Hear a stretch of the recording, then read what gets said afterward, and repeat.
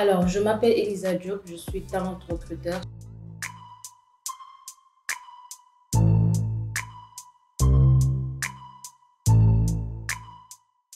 Ce que je fais au quotidien, c'est le tri des CV, c'est faire du recrutement en général, c'est-à-dire vérifier d'abord le besoin que l'on a, le besoin que l'on m'envoie par mois, le nombre de recrutements que j'ai, essayer de lancer des annonces via LinkedIn, Facebook, Twitter, faire le tri des CV, appeler les candidats, effectuer des entretiens téléphoniques. Vu la situation actuelle avec la pandémie et tout, donc nous ne faisons plus d'entretien physique, ou bien si on le fait, c'est vraiment très très rare. Donc en général, c'est ce que je fais au quotidien.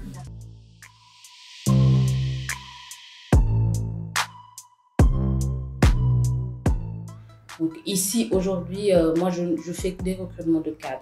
C'est-à-dire que je ne recrute que des directeurs de société, des postes cadres en tout cas la plupart du temps. Il m'arrive des fois quand même de recruter des assistants ou bien des comptables juniors, les électromécaniciens, les électriciens, mais la plupart du temps je ne gère pas ces recrutements. Moi je ne fais que des recrutements de seniors, voilà.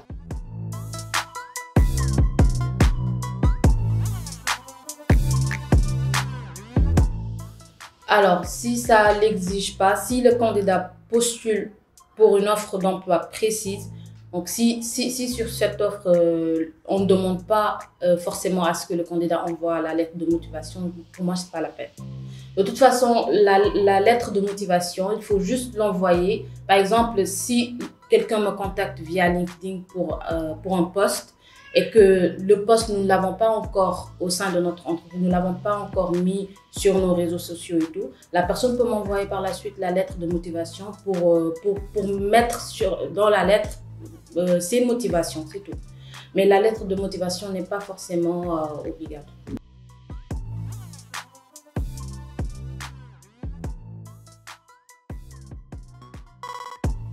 Ce qui attire le recruteur, ce sont les premières phrases. Et ces phrases-là doivent être très personnelles. C'est-à-dire le candidat en question doit mentionner ce qui l'attire sur ce poste, ce qui a suscité son intérêt pour ce poste. Pour que le recruteur doit être curieux de pouvoir contacter le candidat par la suite. Si la lettre de motivation n'attire pas, forcément le recruteur ne va pas appeler par la suite. Si la lettre est obligatoire, bien sûr.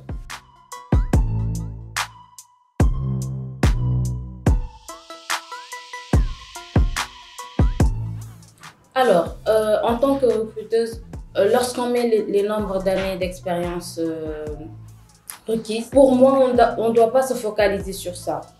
Du moment où on a la capacité d'occuper ce poste, la capacité de pouvoir gérer le poste ainsi que ce qui est demandé sur ce poste, c'est-à-dire les missions, les actions à réaliser et tout, on peut tenter sa chance. Donc, une personne qui a 2 à 3 ans d'expérience peut postuler pour un poste où on demande 5 à 6 ans d'expérience. Ce n'est pas vraiment important.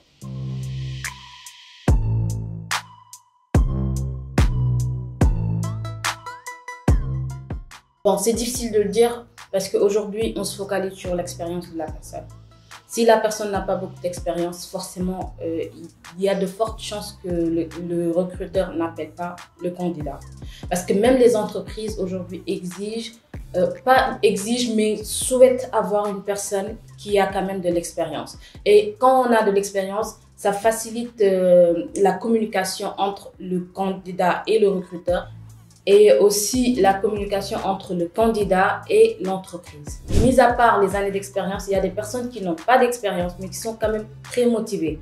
Moi, la motivation, quand je regarde un CV, je peux voir facilement si ce candidat est motivé ou pas. Quand on voit que la personne a fait beaucoup de stages, on peut se dire que pourquoi l'entreprise ne l'a pas recruté finalement. Pourquoi ils l'ont pas gardé après le stage et tout. Mais moi, par contre, ça me montre que cette personne est motivée. cette personne n'a pas peur de faire des stages, d'essayer de travailler, même si par la suite l'entreprise ne lui propose pas un poste, mais au moins la personne s'efforce à faire un stage. Des fois, j'appelle ces personnes-là et je me rends compte que ces personnes sont très motivées. Mis à part la motivation, je me rends compte que ces personnes sont très douées aussi. Ça arrive. Ça arrive d'avoir des personnes qui n'ont pas d'expérience professionnelle en tant que salariés sous contrat CDD ou CDI, mais qui sont quand même très performants, très doués, très motivés.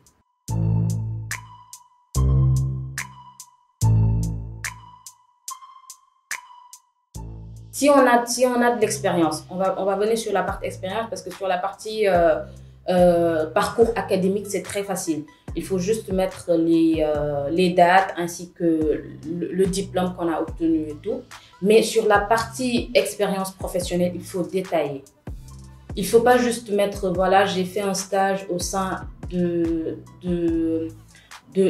au sein de la Sénélec et que voilà, c'est tout. Donc, il faut bien mentionner qu'est-ce qu'on a fait là-bas, sur la partie électrique. Si on a travaillé, par exemple, si je prends un poste comme un poste d'électromécanicien, il faut bien mentionner les tâches qu'on a eu à faire au sein de cette entreprise. Pour chaque entreprise, il faut bien les rédiger, bien mentionner, que ce soit très clair, très détaillé. En fait, ça ne veut pas dire aussi qu'on va prendre son temps d'écrire tout ce qu'on a fait dans l'entreprise pour qu'on puisse. Au final, tu vas te retrouver avec un CV de 2 à 3 pages et l'idéal, c'est pas cela. C'est d'avoir un CV d'une seule page ou maximum de 2 pages, mais bien détaillé. Un CV qui n'est pas brouillon du tout, bien écrit, où il y a des choses qui sont écrites en gras, d'autres qui sont écrites normales. Voilà, c'est ce qu'il faut.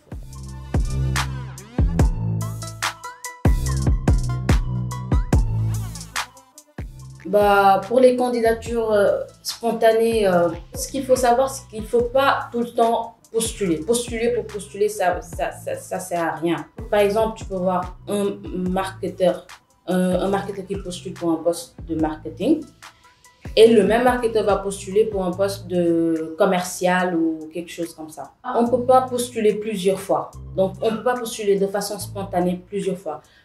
Une candidature spontanée, ça peut se faire du moment où, par exemple, si on connaît quelqu'un qui travaille dans l'entreprise, moi, je reçois des CV de candidatures spontanées. Ça, je peux le comprendre parce que les personnes m'envoient les CV directement. Donc, c'est normal. C'est une candidature spontanée que je vais garder si j'ai un besoin et que ce besoin correspond au profil. Je vais appeler le candidat. Mais postuler, juste pour postuler, ça ne sert à rien. Parce que le recruteur ne va pas regarder, qu'on se dise la vérité, le recruteur ne va pas se lever et dire que voilà, aujourd'hui je vais regarder tel ou tel CV parce que le candidat a postulé. Le recruteur regarde les CV qu'il a reçus sur sa base de données et qui concernent et qui est en rapport plutôt avec les offres qui ont été mises sur les réseaux sociaux.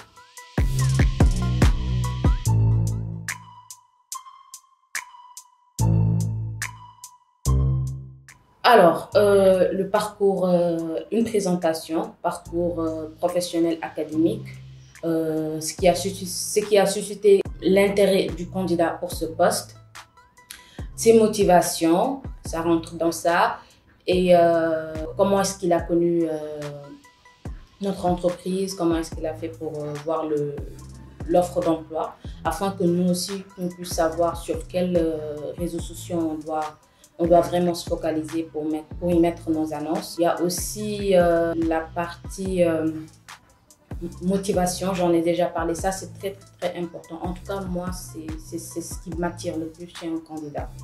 Motivation, compétence. Voilà. Mais la partie motivation, moi, en tout cas, je suis plus pour la motivation que les compétences. Parce que pour les compétences, il faut travailler dans une entreprise pour avoir des compétences. Raison pour laquelle je disais tout à l'heure, il faut toujours accepter de faire des stages. Ça, c'est même si on le fait 10 fois, 20 fois, peu importe, tôt ou tard, ça va payer.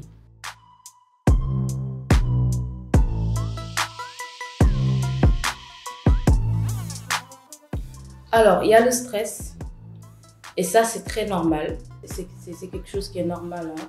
Pour une première fois, forcément, le candidat va être stressé et tout. Même moi, lorsque je passe des entretiens, je suis stressée. C'est normal. Mais avec le temps, ça C'est pas même avec le temps, c'est juste que le recruteur doit mettre à l'aise le candidat dès le départ. Même quand on voit un candidat qui est stressé, qui commence à transpirer et tout, bah, on met à l'aise le candidat, on essaie de discuter avec le candidat sur d'autres sujets, d'autres sujets qui n'ont pas de rapport avec l'entretien en question. Et par la suite, on peut commencer à poser des questions sans pour autant que le candidat, sans qu'il se sente pas harcelé, mais acculé, si je peux m'exprimer ainsi. Parce qu'il y a des candidats qui se disent que voilà, là je vais partir en entretien, ils vont me poser des tonnes de questions, je dois me préparer. Le fait de se préparer, le fait de penser à ça tout le temps, ça fait que devant la personne, on n'arrive plus à s'exprimer. Donc l'entretien, à 90%, pour que l'entretien puisse réussir, c'est le recruteur qui doit vraiment arranger les choses, mettre le candidat à l'aise pour que ça passe crème, comme on dit.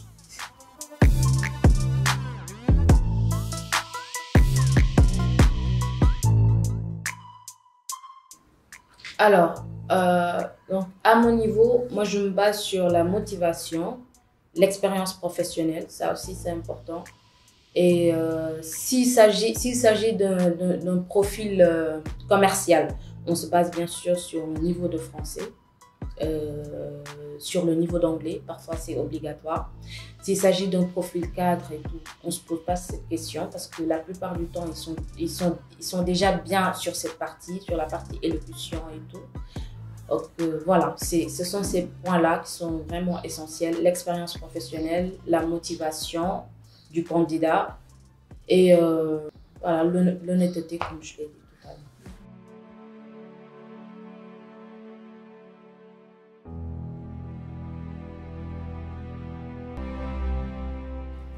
Alors, je vais raconter une petite partie de ma vie cette fois-ci. Donc moi, en ce qui concerne mon parcours au Sénégal, je n'ai jamais eu de problème sur la partie recrutement et tout, franchement. Mais j'ai été chargée de recrutement dans une autre ville, un autre pays. Et là-bas, c'était un petit peu difficile parce que j'étais la seule noire, si on peut le dire comme ça, la seule noire chargée de recrutement dans l'entreprise. Donc, il y avait pas forcément du racisme au sein de l'entreprise, à mon égard en tout cas. Mais par rapport aux candidats, c'était quand même très difficile. Très difficile. Des fois, il arrivait même qu'ils fassent des posts sur Facebook pour dire que voilà, la charge de recrutement black qui se trouve dans telle entreprise, elle est méchante, elle est mauvaise. Alors, il m'est arrivé une fois, j'avais un entretien. Bon, c'est triste, mais pour la question que vous m'avez posée concernant l'anecdote, ce que je peux raconter, c'est juste que le candidat m'avait menacé carrément. Dans le bureau, j'étais seule avec le candidat. Il a commencé à taper sur la table, tout, heureusement, autant j'étais enceinte. Et il m'a dit carrément que si vous n'étiez pas enceinte, j'allais vous frapper. Donc c'est ça qui m'a un peu fait mal. Et le fait que les gens m'aient jugé sans me connaître, seulement sur mon travail. Parce que moi aussi, je ne fais que mon travail. Je dois valider les critères demandés par l'entreprise. Ni plus ni moins.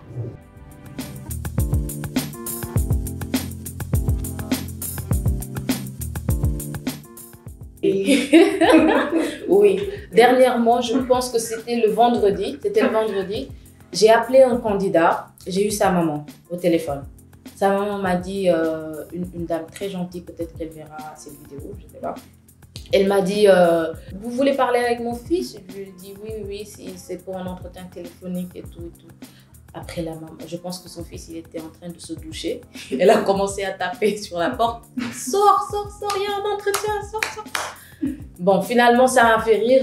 Moi, derrière, j'étais en train de lui dire, écoutez, c'est pas grave, je vais le rappeler plus tard. J'entendais la maman dire à son fils que toi, ça fait longtemps que tu n'as même pas eu un appel, tu te permets de rester dans la douche pendant tout ce temps. Sors tout de suite et prends le téléphone. Après, j'ai raccroché. Elle a pas arrêté de m'appeler, hein. Elle m'a rappelé plusieurs fois. Je lui ai dit, écoutez maman, je vais rappeler, il n'y a aucun souci, mais laissez-lui le temps quand même de se préparer et tout. Elle m'a dit, oui, c'est sûr que vous allez l'appeler. C'est sûr que vous allez l'appeler. Donc, ça montre qu'aussi les mamans sont très, très, très à cheval sur le fait qu'ils veulent que leurs enfants réussissent. Ça, c'est important.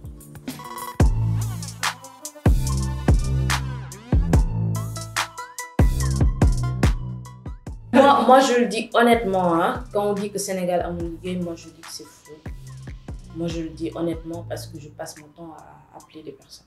Donc, on me dit qu'il y a pas de travail.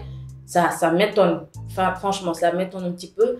Sauf que ce qu'il faut savoir, c'est que les entreprises, les gens qui sont recrutés, c'est comme si c'est un cercle en fait. Ils quittent telle entreprise pour aller vers une autre. Ça veut dire qu'il y a pas forcément de création de poste pour une personne lambda.